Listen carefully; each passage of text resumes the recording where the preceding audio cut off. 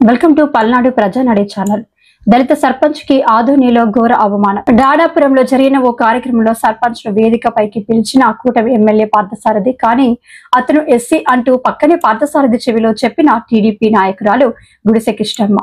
దాంతో సర్పంచ్ ను ఆపేసి వేదిక కింద తన కాళ్ల వద్దే నిల్చోబెట్టిసిన ఎమ్మెల్యే పార్థసారథి, ఎస్సీలంటే మీ కూటమి నేతలకి ఎందుకు ఇంత చులకన అని ప్రశ్నిస్తున్న ఎస్సీ సంఘాల నాయకులు. తక్షణమే ఎమ్మెల్యే పార్థసారథి సర్పంచ్ కి క్షమాపణ చెప్పాలని కోరుకుంటున్న ఎస్సీ నాయకులు. అయ్యా సర్పంచ్ నోరా ఒక నెల వరకున్నారా క్రిస్టియనా? సరే, ఎందుకని